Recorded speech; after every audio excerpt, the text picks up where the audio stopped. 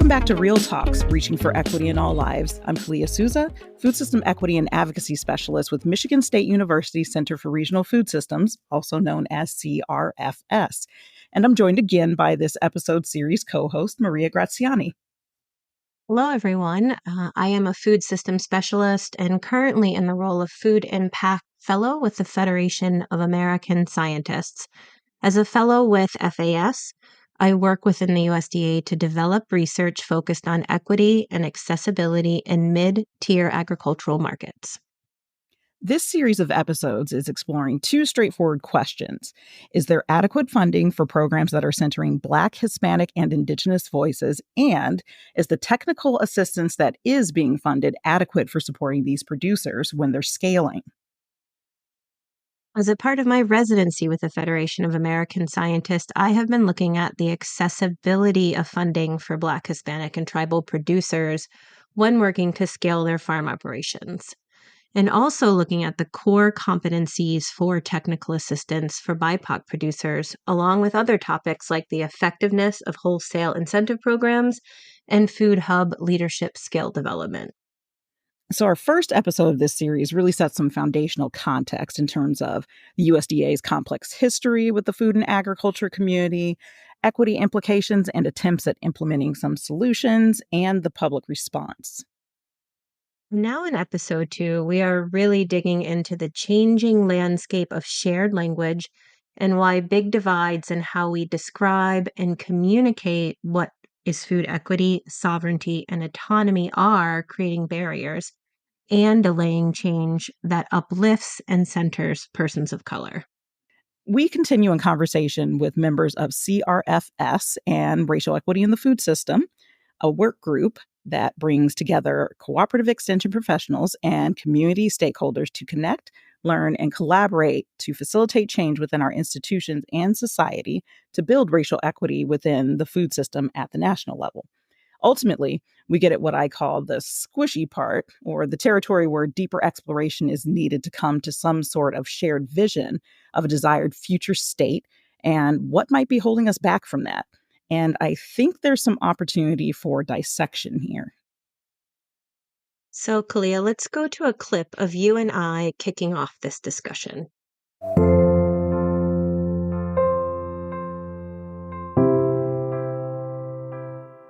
There's something I want to pick up on that Rachel was emphasizing, language. And, going back to policy, which is just one pathway through which we increase access.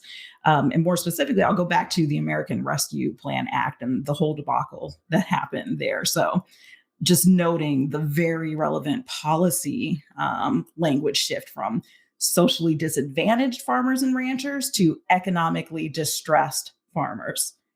That shift away from what the core of that policy was supposed to do in the first place. It took it away from the focus on people of color as soon as we switched over to economically distressed farmers. So you had this case where a little bit of pressure came from the outside with white farmers suing the government and the banks, and then the scope changed, which also, to something that Rachel said earlier, shifted the burden onto the farmer to provide proof.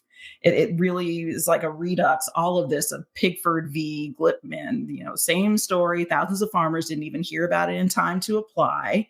And I remember sitting in on a listening session around some of this about actually this time last year with USDA farmers and ranchers. And it was just like deja vu, the same things happening over and over again. Changing language is an important part of writing history, right? To make sure that we're using common language and language that's accepted by all, and particularly language that is requested and desired by communities that the federal government is working with.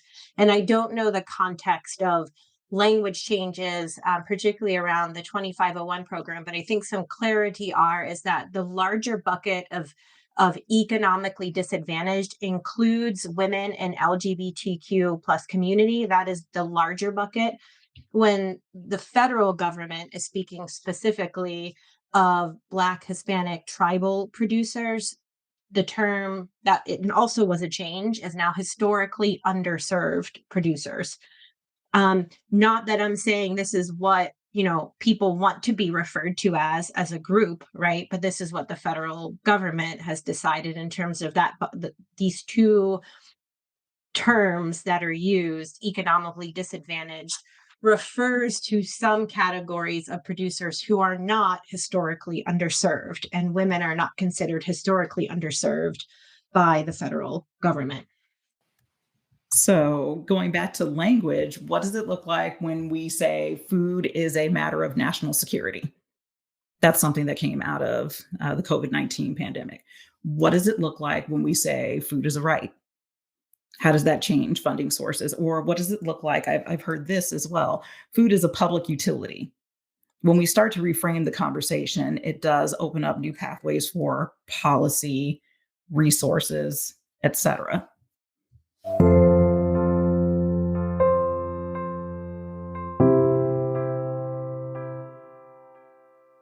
I think, Kalia, that this is exactly where our nation is at politically. We are debating what it means for food to be a right of being human, and it's a public service to feed the people of our nation. And to some degree, when we examine our current state of the public utility of food, we have child nutrition and feeding programs as the largest sector of Farm Bill funding. 600 billion out of the total 867 billion allocated in the 2018 Farm Bill went to SNAP. That's the Supplemental Nutrition Assistance Program. But we have to ask ourselves as researchers, educators, and food system thinkers, what pathways of our food system are underrepresented and underfunded that might look at the entire picture of hunger, land access, and food equity and sovereignty that feeding programs alone cannot improve. Terminology and frameworks emerge from the language that we use. I think that's what we're seeing here. By frameworks, I mean the bringing together of terminologies that then serve as these kind of guidebooks for understanding an issue and what's to be done about it. So the understanding of the language, our interpretation, is the place that transforms abstract concepts like food as a human right into concrete actions like policy solutions. And maybe it wasn't a Freudian slip that I said feud instead of food just a second ago. But as our conversation progresses with refs and CRFS members, important nuances that affect our capacity for understanding emerge in discussion. Listen to Keesa talk about this.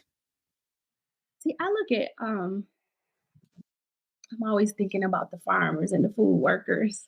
Um, and what I see as a designer, again, I always go back to the policies and the process. And food is has always been like since I was young. That's what I learned at my grandmother's table, like how food can change you because you know she did a whole bunch of things, but she always had like a herb garden. Some like people in the neighborhood had gardens. People in the rural space and the urban space, like people been growing food for centuries all the time, and it wasn't based upon like the capitalistic viability model that we see now. It was mainly based upon like it was a sense of pride to be able to grow your own food. You had connection, like deep connections to where you lived and where you laid your head through the food. You Some people had other jobs, but that was about viability, the substance of it and the pride of it, and then being able to share it within the community and then understanding that you can make money off of it too. Okay, wow, that's great. So the viability is much different when you look at people of culture. Like it's a different like model. But yet what we all know is that we do live in a capitalistic system. So what do we do about it in these interwebs? So a lot of times, like I feel like when we're just looking at any grant program or any program that's created to serve a set community, well, who's sitting at the table asking the question? Because a lot of times we just say that it's not a right question, but yes, it is. It is a right question when you ask enough of them. When you're going through like critical reflection, you ask enough of them to be able to come together and align and solve, or resolve an issue. But it takes a lot of critical self-examination. It takes a lot of asking questions and like equity questions. And a lot of times when we get into these organizational structures, questions are like shunned on. Like, what are you talking? Who are you? Why should you be asking that question? See, the questions allows us to critically think and figure out a better way uh, for people to live. Like it's really about that. And so yeah, it's about the paperwork and the planning. It's about understanding the issue, and it's about like what Kalia is saying is like framing and reframing the issue. Like who is defining the problem or the issue and why? That's where the language comes in because it's other people's languages, not the people who know that they have a problem and they know how to solve it too. They really do. Um, has the issue been framed around their wants and their needs or of the stakeholders who's in the margin? Or is it being framed by the people who are writing the grant to be able to make sure the people get paid, make sure this person gets paid, and then we'll do something with the community? See, all of that is why we're in the predicament because we look at systems, but we don't think that systems are people, but systems are people.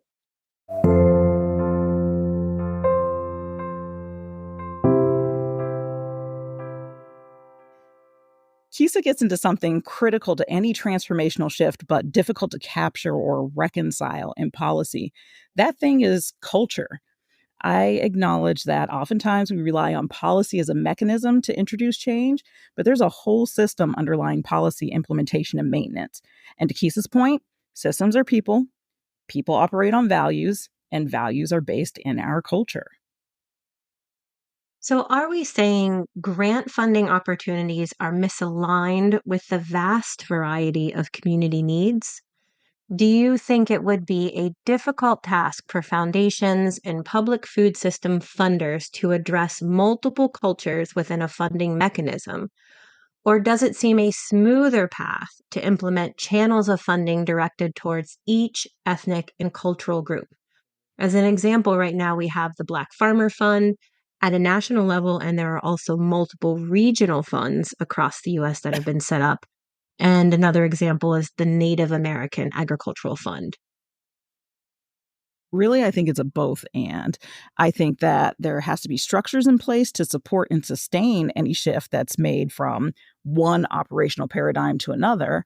And just as responsive as we would be to cultural needs, we have to provide multiple financial models to match. And I think it's coming to pass to be understood that we need to be more knowledgeable, more collaborative, and definitely more inclusive in the system's wide shifts so as not to harm people. And Rachel has some insightful thoughts on this topic.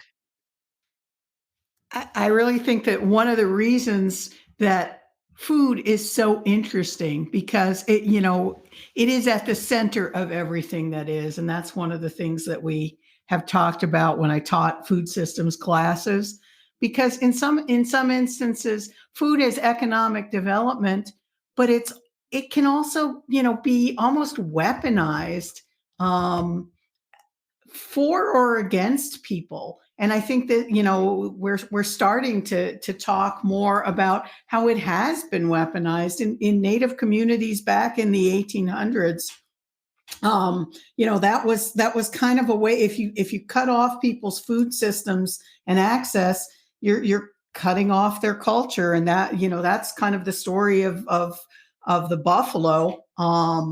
That I think, there's been a little bit more history drawn, or a little bit more attention drawn to the history of that in recent times. But, I think that access to healthy food is really important, because as we look at what's going on in communities of poverty, they're being killed by cheap, unhealthy foods.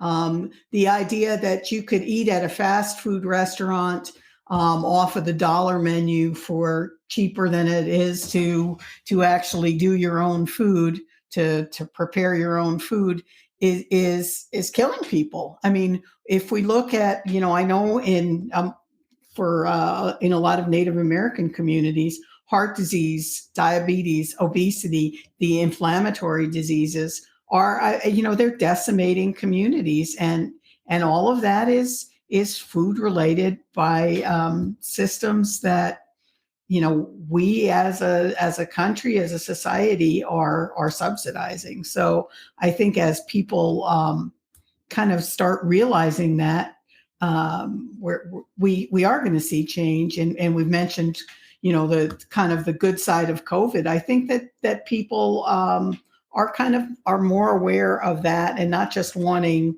the cheap foods that we've had access to, but starting to think about their food and what it does for them and what it does to them. Rachel brought out the big tractor on this one. Can I say that? An agriculture pun? I don't know if that works, but weaponization as a cultural practice, the implication of this and the impact on our food system, I almost don't know where to start. What do you think, Maria? Rachel brings up an important topic. Food accessibility used to either lift up or tear down a people is not lost on human and American history. I just watched a documentary on World Central Kitchen. They were building their emergency food response projects. Early on, they realized that just feeding people was not enough. In each country they responded to disaster, they needed to make and serve foods that were familiar, even loved by the people suffering. And as you said, Kolia, how much does policy reflect the human right to eat with the nuances in culture and community woven in? And there's another component to this as I'm listening to you talk about emergency food response, Maria, an idea of coordinated efforts. In some way, you might argue that there's been this coordinated effort within agriculture and food systems through the lens of globalization and the way mass markets are driven by that. You could even consider the industrialization of food to be a framework we've developed to provide for the masses based on a shared understanding reached around a set of values. And I'll leave it to the audience to ponder on what those things might be. But that industrialization framework has an unintended, or I don't know, maybe even intentional shift away from local and regional foods, which by virtue of a smaller scale would be more culturally rooted. We also saw the detrimental consequence of the lack of diversified local and regional food systems during the COVID-19 pandemic as the food supply chain broke down. And this essentially, in my work, is where I see mid-tier agriculture and agricultural markets. Mid-tier brings down the big buyers of food from food banks, utilizing government subsidies and grants to feed people, to institutional and school buyers, and brings the community engaged and serving farmer up. Mid-tier agricultural production gives more to supporting a wider swath of farmers to make a living farming and can still consider cultural and community food needs when servicing these larger buyers in a way that large-scale corporate buyers and large-scale commodity producers cannot. And that's where we're going to build from in our next and final episode of this series. We hope that you have enjoyed this episode. You can find all Real Talks episodes on Apple Podcasts, Google Podcasts, and Spotify. Please share this podcast and check out our other episodes. Real Talks is a podcast created by the Michigan State University Center for Regional Food Systems. The series is hosted by Kolia Souza and produced by Melissa Hill. The podcast is supported by funding from the W.K. Kellogg Foundation. This episode is made possible in part through the Food Systems Impact Fellowship from the Federation of American Scientists. You can find out more about FAS at fas.org.